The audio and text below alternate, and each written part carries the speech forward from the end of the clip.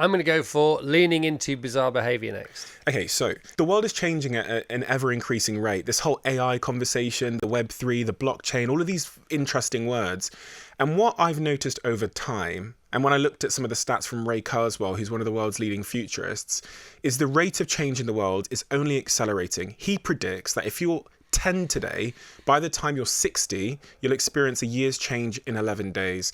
In the 21st century, we'll experience 20,000 years of change.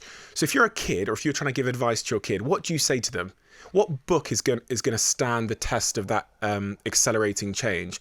What we need is a different attitude towards change, which is what I call leaning in. In my life, across like 1 decade now, there's been 2 tectonic shifts. The first for me was social media. And I built a business in that industry because I lent in. When it sounded confusing and strange and there was pessimism, I lent in and built a company there. We don't lean in because of dissonance, this psychological feeling of friction when something new conflicts with what we know about the world or our identity. So what we tend to do to resolve that dissonance, that cognitive friction, is to lean out and dismiss the thing. So you hear AI coming and because of the friction it will cause you, instead of just holding the dissonance, which is holding 2 conflicting ideas, the human brain has to dismiss the thing causing the friction.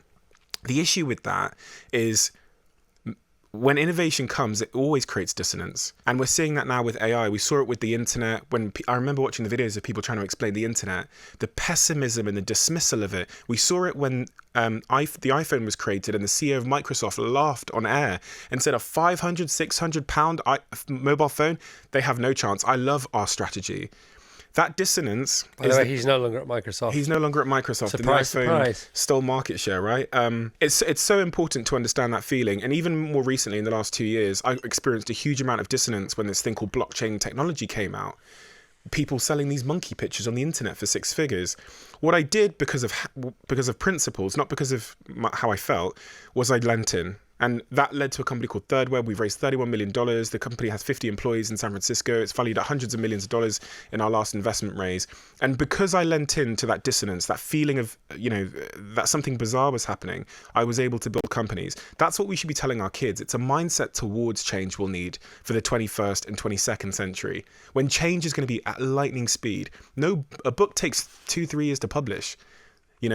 Strategies and tactics are outdated by the time this hits the shelves. But that lean-in attitude towards disruption, I think, is the most important thing I teach my kids. That curiosity, and then how to respond when new information conflicts with your existing information. And that's what I call lean in.